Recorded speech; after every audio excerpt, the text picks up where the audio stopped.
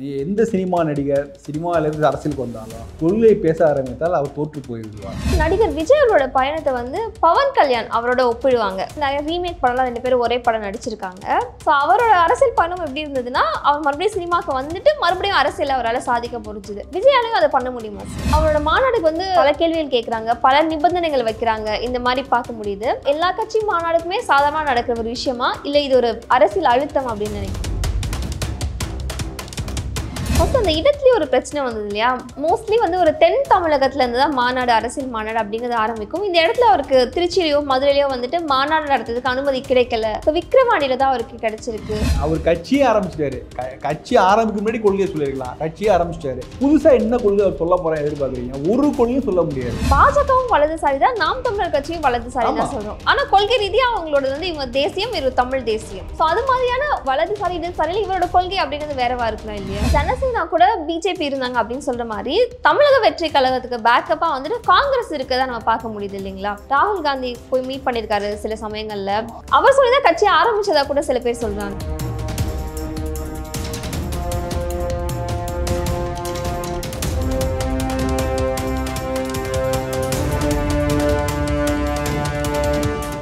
விஜய் அவர்களுடைய அரசியல் பயணம், அவரோட மாநாடு வந்து இந்த மாதம் நடக்குமா அப்படின்றதே வந்துட்டு ஒரு பெரும் கேள்வியா இருக்கு.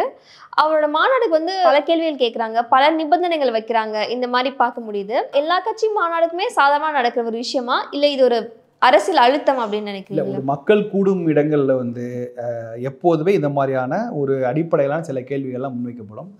நீங்கள் ஏஆர் ரஹ்மான் கச்சேரி நடந்தும்போது என்ன பிரச்சனைன்னு நமக்கு நல்லா தெரியும்.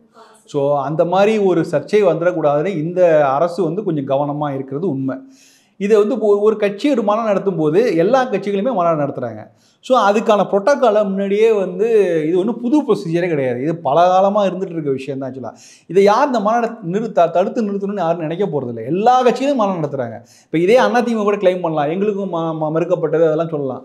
இதெல்லாம் வந்து ஒரு பொலிட்டிக்கல் கெயின் பண்ணுறது. எங்களுக்கு வந்து நாங்கள் இவ்வளோ கேள்விகள் கேட்குறாங்க, 33 கேள்விகள் கேட்குறாங்க அப்படிலாம் சொல்றது வந்து ஒரு பொலிட்டிக்கல் மைலேஜ் எடுக்கிறதுக்கான விஷயம் தான். இல்ல ஃபர்ஸ்ட் அந்த இடத்துலயே ஒரு பிரச்சனை வந்தது இல்லையா?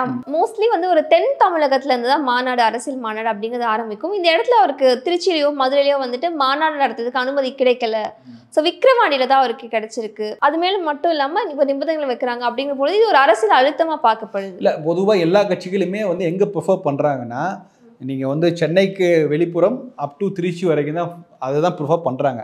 இது சின்ன சின்ன கட்சிகள்லேருந்து பெரிய கட்சிகள் வர அதுதான் நிலமை. ஏன்னா இதுதான் ரொம்ப ஈஸியாக இருக்குது. எல்லா சதர்ன்லேருந்து நார்த்தன் வெஸ்டர்ன் சைட்லேருந்து எல்லாம் வர்றதுக்கான வாய்ப்பாக இருக்கிறதுனால இங்கே இவங்க வந்து விக்கிரவாண்டியிலேருந்து திருச்சி வரைக்கும் உள்ள பகுதியை தான் தேர்ந்தெடுக்கிறாங்க. அதுக்கான எல்லா ஸ்கோப்பும் இருக்குது. ஸோ அதனால் அதை நம்ம குறை சொல்ல முடியாது. நான் வந்து இந்த மாநாட்டுக்கு அடிஷ்னலாக வந்து இந்த திமுக அரசு நெருக்கடி கொடுத்துங்கிற விஷயத்தில் நான் அதில் உண்மை இருக்கதான் நான் பார்க்கல. ஆனால் இந்த மாநாடு என்ன சொல்ல போகுது புதுசாக, அது ஒரு விஷயத்தையும் சொல்ல போறது இல்ல. அதுல அவங்களோட கொள்கை, அந்த கொடிக்கு பின்னாடி என்ன ஒரு அர்த்தம் இருக்கு, அது எல்லாத்தையும் அதுலதான் அறிவிக்க போறத சொல்றாங்க. கொள்கை வந்து அவர் கட்சியை ஆரம்பிச்சிட்டாரு. கட்சி ஆரம்பிக்க முன்னாடி கொள்கையை சொல்லிருக்கலாம். கட்சியை ஆரம்பிச்சிட்டாரு. புதுசா என்ன கொள்கை அவர் சொல்ல போறேன் எதிர்பார்க்குறீங்க? ஒரு கொள்கையும் சொல்ல முடியாது. அவர் இது வரைக்கும் வந்து ட்விட்டர் எல்லாமே சேர்த்து ஒரு லிஸ்ட் போட்டா கூட அவர் பெரியாரை படிங்க, அம்பேத்கரை படிங்க, எல்லாத்துக்கும் தான் சொல்றாரு. அதே ஒரு கன்சல்ட் பண்ணி தான் கொள்கையா சொல்ல போறாரு. புதுசா ஒரு பெரிய கொள்கையே தமிழ்நாட்டில் இல்லை. நீங்கள் என்ன கொள்கை, எந்த கட்சிகள் கொள்கை அடிப்படையான கட்சிகளை நீங்கள் 2 விதமாக பிரிக்கலாம். ஒன்று இடதுசாரிகள், வலதுசாரிகள் பிரிக்கலாம். நீங்கள் அப்படி சொன்னீங்கன்னா எனக்கு இடதுசாரிகளில் ஒரு 5-6 கட்சி சொல்லுவேன், வலதுசாரிகளில் 5-6 கட்சி சொல்லுவேன். அது போதும். தமிழ்நாட்டுடைய மக்கள் தொகைக்கு இருக்கிற கட்சிகளே போதும். ஸோ கொள்கை அடிப்படையான கட்சிகளாக வந்து இவர் தன்னை காமிச்சிக்கிறதுனால எந்த விதமான பெனிஃபிட்டும் அவருக்கும் இல்லை, மக்களுக்கு இல்லை. சரி, நீங்கள் வரீங்க ஒரு சினிமா துறையிலேருந்து பிரபலமான நடிகர் வருங்கும் போது நீங்கள் என்ன பண்ண இல்லை, கொள்கை ரீதியாக 2 தான் இருக்குது அப்படின்னு பார்க்கும்பொழுது பாஜகவும் வலதுசாரி தான், நாம் தமிழர் கட்சியும் வலதுசாரி தான் சொல்கிறோம். ஆனால் கொள்கை ரீதியாக அவங்களோட வந்து இவங்க தேசியம், இவர் தமிழ் தேசியம். ஸோ அது மாதிரியான ஒரு வலதுசாரி இடதுசாரியில் இவரோட கொள்கை அப்படிங்கிறது வேறவா இருக்கலாம் இல்லையா? நீ எந்த சினிமா நடிகர் சினிமாவிலேருந்து அரசியலுக்கு வந்தாலும் கொள்கையை பேச ஆரம்பித்தால் அவர் தோற்று போய்விடுவார். அதில் சந்தேகமே கிடையாது. மக்கள் வந்து சினிமா நடிகர்லேருந்து கொள்கையை எதிர்பார்க்கல. கொள்கையை பேசுகிறதுக்கு 1000 கட்சிகள் இருக்கின்றன. நீங்கள் வரீங்கன்னா இங்கே இருக்கிற கொள்கையை பேசுகிற கட்சிகள் செய்யாத ஒரு விஷயத்தை நீங்கள் செய்ய முடியுமா உங்களால்? இப்போ நீங்கள் வந்து எம்ஜிஆர் அவர்களுடைய அரசியல் வெற்றி காரணமே அவர் கொள்கை பேசாத இடத்துல தான் நகர்ந்தது. அவர் வந்து ஒரு திமுக பாரம்பரியத்தில் வந்தால் கூட அவர் ஆட்சிக்கு வந்த பிறகு அந்த திமுக கொள்கையெல்லாம் தாண்டி ஒரு சில விஷயங்கள் பண்ணார். அதை மீறி சில விஷயங்கள் பண்ணார். அதனால தான் அவர் பொருளாதார இடஒதுக்கீடை பற்றி யோசிக்க முடிஞ்சுது. அவரும் தனிப்பட்டவில் மூகாம்பி கோயிலுக்கு போக முடிஞ்சுது. நான் வந்து திமுக காரங்கிற அந்த கொள்கையிலே ரொம்ப ரிஜிட்டாக இருந்தாருன்னா சில விஷயங்கள் அவர் பண்ணியிருக்கவே முடியாது.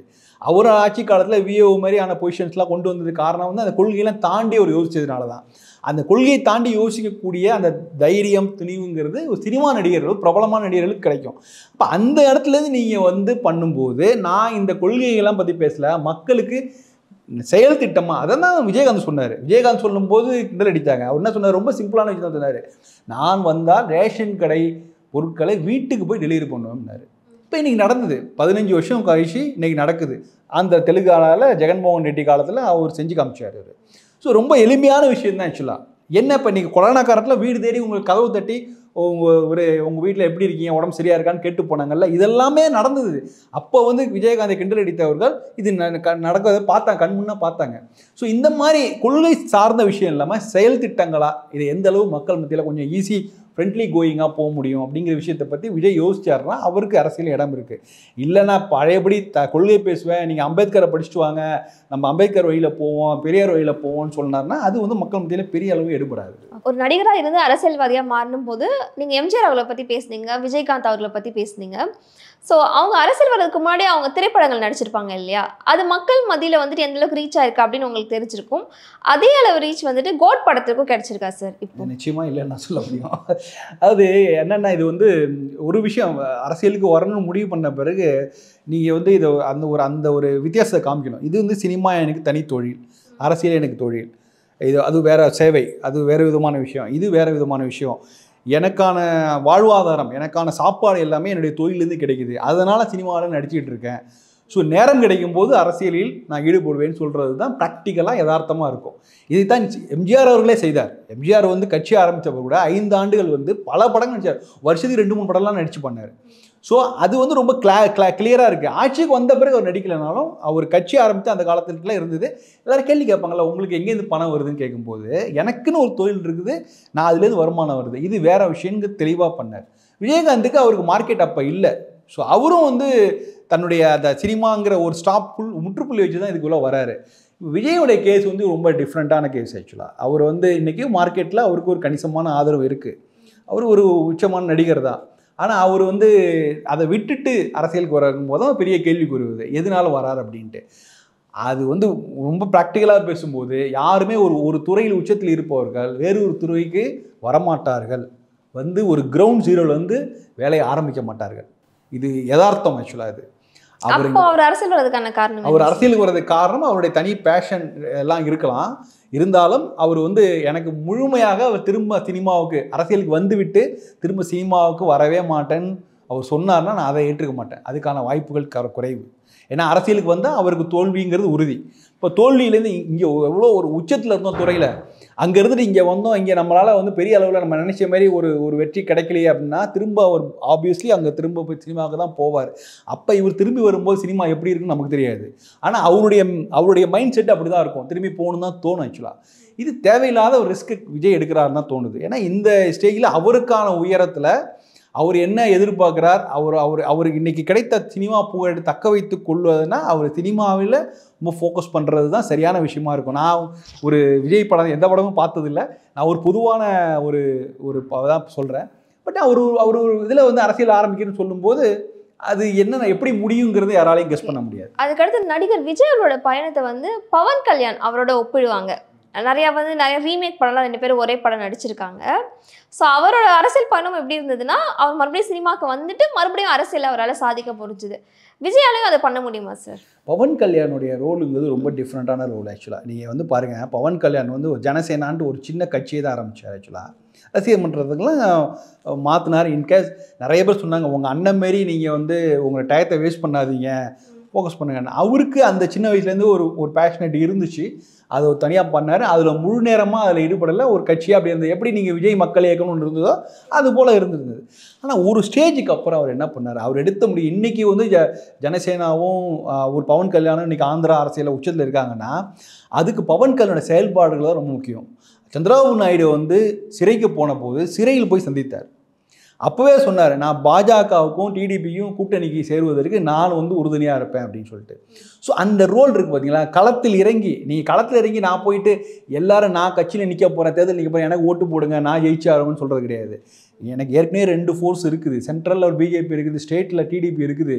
ஜெகன்மோகன் ஆட்சியை வீழ்த்தணும்னா இவங்க கூட ஒரு சேர்ந்து செயல்பட்டு ஒரு நல்ல சக்ஸஸான ஒரு நல்ல வலுவான கூட்டணி உருவாக்கேன்னு சொல்லிட்டு அவர் களத்தில் இறங்கி செஞ்சார். அவர் எதுக்கும் விட்டு கொடுத்து ரெடியாக இருந்தார். இவங்க கூட கொலாபரேட் பண்ணார். அப்போ அன்றைக்கி பேசும்போது கூட டிடிபியை தான் முன்னிறுத்தினார். இப்போ அந்த இடத்துல வச்சு நீங்கள் பவன் கல்யாண இடத்துல இப்போ நீங்கள் விஜய் வச்சு பார்க்கும்போது, விஜய் வந்து ப்ரெஸ் மீட்டை கூட நான் சந்திக்கலை, ப்ரெஸ்ஸை கூட பார்க்கல, வேறு எந்த தலைவர்களும் சேர்ந்து செயல்படுறது தயாராகலை. நம்மளே நிறைய கேள்விப்படுறோம், நாம் தமிழ் சினிமாவோட நிறைய தடவை பேசினார், ஆனால் எந்த விதமும் ஒரு ஃபைனலாக ஒன்றும் வரல அப்படின்ட்டு. ஸோ யாரையுமே சந்திக்க தயாராக இல்லை, இறங்கி ஒரு தயாராக இல்லை அப்படிங்கிறவரை வந்து நம்ம பவன் கல்யாணம் ஒப்பிடுவதே ரொம்ப தவறு. இல்லை, அங்கே வந்துட்டு ஜனசேனா கூட பிஜேபி இருந்தாங்க அப்படின்னு சொல்கிற மாதிரி தமிழக வெற்றி கழகத்துக்கு பேக்கப்பாக வந்துட்டு காங்கிரஸ் இருக்கதா நம்ம பார்க்க முடியுது இல்லைங்களா. ராகுல் காந்தி போய் மீட் பண்ணியிருக்காரு சில சமயங்களில், அவர் சொல்லிதான் கட்சி ஆரம்பிச்சதா கூட சில பேர் சொல்றாங்க. அவர் ஏற்கனவே காங்கிரஸ்ல சேருவதற்கு கூட ஒரு முயற்சி இருந்தது. அதில் வந்து 40 வயதுக்கு மேலே உள்ளவங்கலாம் நாங்கள் இளைஞர் காங்கிரஸ் சேர்க்கறது இல்லை அப்படிங்கிற மாதிரி அவங்க ரெஃப்யூஸ் பண்ணிட்டாங்கலாம். ஒரு 10 ஆண்டுகளுக்கு முன்னாடி ஒரு பெரிய டாக்லாம் இருந்துச்சு. பட் அவருக்கு வந்து ஒரு அரசியல் ஆர்வம் இருக்குங்கிறது நமக்கு தெரியுது. விஜய்க்கு ஏதாவது ஒரு கட்சியில் சேர்ந்து பணியாற்றணுங்கிற ஆர்வம் அப்போ இருந்திருக்குது. இன்றைக்கி நம்ம ஒரு சினிமாவில் ஒரு கொஞ்சம் உச்சத்துக்கு வந்திருக்கோம் அப்படின்னாலும் நம்ம தனி கட்சி ஆரம்பிக்கலாங்கிற ஒரு இடத்துக்கு வந்திருக்கலாம். அவருக்கு அரசியல் ஆர்வம் இருக்குது. அந்த அரசியல் ஆர்வம் இருந்தாலும் இங்கே வெற்றி கிடைக்க வேண்டும் என்றால் என்ன, ஒரு சினிமா நடிகர் அரசியலுக்கு வந்தோம்னா வெற்றி எதிர்பார்க்க மக்கள். நீங்கள் ஏனோ தன் 10 11 இருந்துட்டு போகிறதுக்கு நீங்கள் இங்கே வந்து ஒன்றும் மக்களுடைய எதிர்பார்ப்பு தானே முக்கியம். அங்கே அதை மக்கள் அதை எதிர்பார்க்க மாட்டாங்க. நீங்கள் அங்கே இறங்கி செயல்பட வேண்டும். மற்ற தலைவர்களோட எந்த அளவுக்கு நீங்கள் கொலாபரேட்டாக பண்ணுறீங்கிற பொறுத்து தான் இருக்குது. அது இன்றைய வரைக்கும் இதே இல்லை. வெறுமே வந்து ட்விட்டர்லேயும் அறிக்கைகளையும் நடந்துட்டு இருக்கார் அரசியல். இது தமிழ்நாட்டுக்கு செட் ஆகாது. தமிழ்நாடு ஏன்னா இவருடைய கட்சியை விட பிரமாதமாக ஸ்கோர் பண்ணக்கூடிய கட்சிகள் நிறைய பேர் இருக்காங்க.